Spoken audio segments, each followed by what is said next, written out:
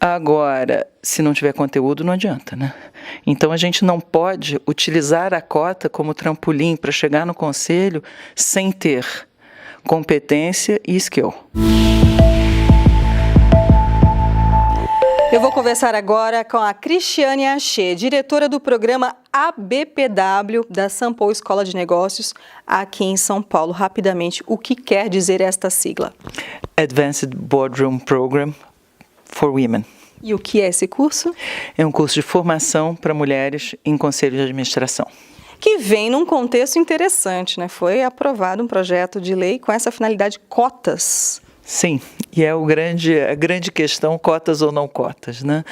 Hoje nós estamos muito perto da entrada em vigor de uma lei, ainda faltam algumas aprovações, mas já estamos muito perto de uma lei que vai impor para empresas de capital misto e onde o Estado tem alguma participação, 30% a médio prazo de mulheres em conselho. Cristiane, você é a favor ou contra cota? É um assunto muito polêmico, não é? Eu sempre fui contra cotas, até há uns 5, 6 anos atrás, onde, em virtude de uma amiga negra dizer que nós não teríamos sido amigas se não tivesse tido cotas, eu mudei o meu ponto de vista e comecei a estudar o assunto cotas. Hoje, a gente precisa dessas cotas para ter uma evolução de um mal que está acontecendo de falta de diversidade em conselhos.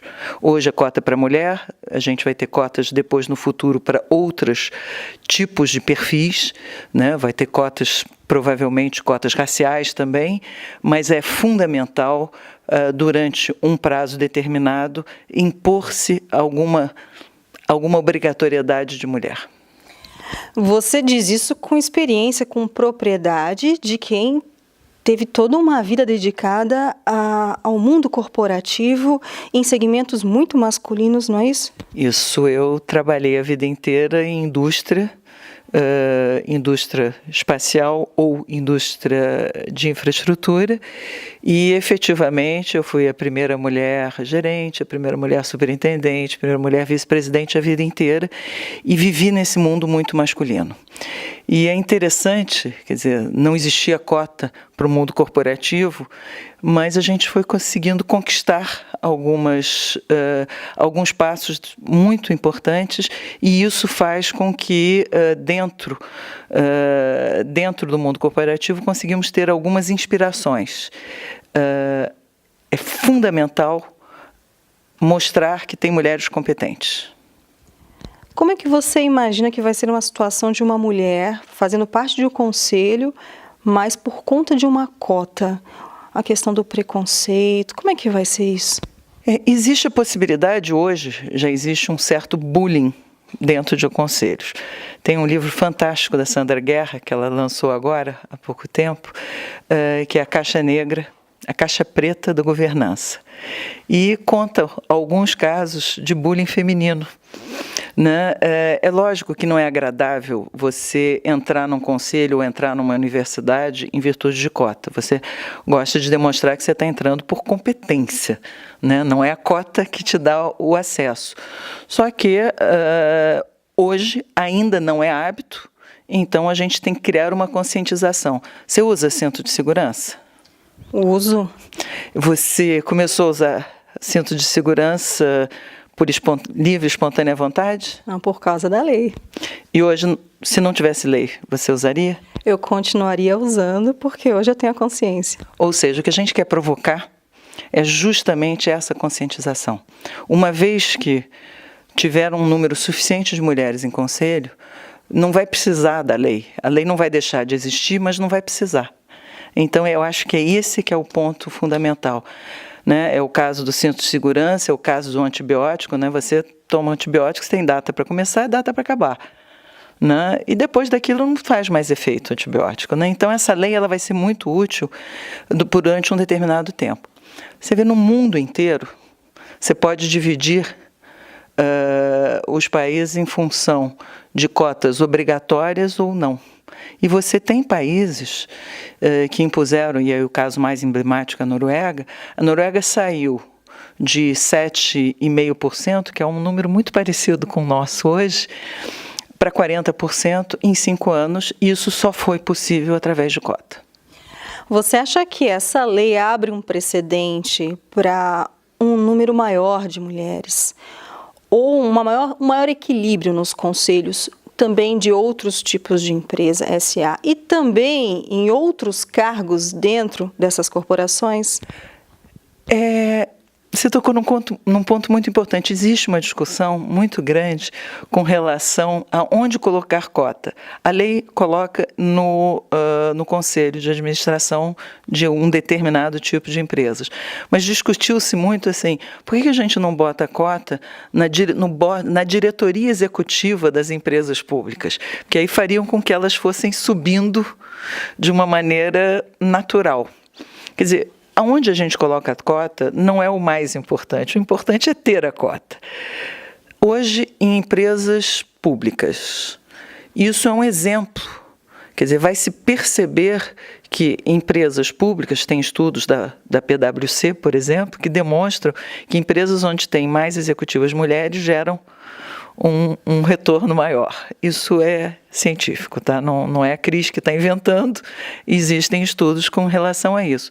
Então, quando as empresas começarem a perceber que outras empresas que têm uma maior diversidade, não só feminina, mas diversidade, vai ter um psicólogo dentro do board, você vai começar a perceber que alguns perfis que não eram fundamentais vão começar a ter valor. Né? E aí as outras empresas que hoje não estão impactadas pelas cotas podem perceber, os acionistas podem perceber que vão ter algum ganho de colocar mulheres. E seria uma boa solução. Essa lei pode ter um outro lado, ou seja, a presença tão grande de mulheres que possa comprometer o equilíbrio no conselho? Muito pouco provável, tá? Eu acho que hoje, culturalmente, a gente não está pronto para isso, mas me remete a uma curiosidade muito grande. Eu tive a oportunidade de conhecer o autor da lei que não é de cotas, o autor da lei de diversidade na França, que era um senhor que me estranhou muito ele ser o autor da lei e não uma mulher na França. No Brasil, foi uma mulher que fez a proposta, o projeto de lei. E eu questionei, e a resposta dele foi muito simples. Cristiane, daqui a pouco, do jeito que vocês são performantes, quando vocês começam a fazer uma coisa, fazem tão bem feito, que a cota para mim não é cota, é diversidade, eu quero garantir o emprego do meu filho e não da minha filha. Então, é um ponto bastante interessante, mas infelizmente a gente está muito longe. Questão psicológica, a mulher que galga um alto posto, isso pode mexer com o ego, isso pode comprometer até nas decisões ou não? É um assunto delicado, né? A gente vê homens, às vezes, com ego exacerbado ou não. Você acha que isso pode mexer com o ego da mulher? Olha, poder mexe com o ego de todo mundo. Né? E as pessoas não estão preparadas para ter poder, mas você tem muito mais poder no executivo do que no conselho. No conselho você tem uma função, quer dizer, o princípio básico do conselheiro, o bom conselheiro é aquele que tem o nose in e o hands out. Então, o ego não funciona por esse sentido. Mas as mulheres têm alguma característica que é muito curiosa, que é uma característica de mostrar que tem opinião, o que é uma característica muito útil nos conselhos, mas que tem que ser lapidada de uma forma em que isso não impacte nas decisões. Agora, a vaidade masculina é muito pior do que a nossa, tá? Querendo ou não, essa está comprovada, é realmente mais perigosa. Nos conselhos, a vaidade masculina, então, é fantástica. É muito divertido. Capacitação pode ser um caminho para uma performance adequada, satisfatória no conselho, conversar de igual para igual com outros parceiros, outros pares? Capacitação é uma condição essencial, independentemente do gênero. Tá? Hoje, muita gente me pergunta, mas tem mulheres preparadas para conselho? Tem várias, a gente pode citar aí diversas, tem a Leila Lória, que está explodindo em todo o mercado de energia, você tem várias mulheres extremamente competentes. Agora, se não tiver conteúdo, não adianta, né? Então, a gente não pode utilizar a cota como trampolim para chegar no conselho sem ter competência e skill. Aí entra o curso. A gente tem uma preocupação muito grande nesse curso, e é curioso, né? Porque eu, sem ser arrogante, uma das grandes condicionamentos meus para entrar nesse curso é que o Wzinho, né? Você lembra que a gente estava comentando de ABPW? Esse W, a médio prazo, tem que cair. Então, é a mesma coisa da cota. Você tem um período no qual você realmente tem que formar as pessoas e depois o curso vai ser misto. A gente vai deixar os caras entrarem no curso a médio prazo. Vai ser clube da Luluzinha. Não, de jeito algum eu detesto cor-de-rosa. Tenho horror a cor-de-rosa e clube da Luluzinha. Até porque eu gosto muito de homem. Então, esse troço só de mulher não é uma coisa muito gostosa. Bom, voltando, o que é importante, né? É importante conteúdo. E a gente tem um módulo de 12 meses, onde o conteúdo é muito trabalhado, e não um conteúdo exclusivamente de governança ou de análise financeira. Ele tem um impacto muito maior, e a visão que a gente precisa de um conselheiro é justamente uma visão muito amplificada. Então, você tem módulo de inovação. Bom, o que me fez sair do mundo corporativo foi uma semana no Vale do Silício, então inovação para mim é foco, né? Então, a gente conseguiu trazer isso para o curso. Tem uma visão muito global. O que a gente precisa para chegar lá, além da cota, é quem nos indique, né? Então, precisa de networking, né? O Old Boys Club do mundo dos conselhos, a gente está aos poucos quebrando, não é quebrando, porque não é uma coisa negativa, mas a gente vai entrando aos pouquinhos.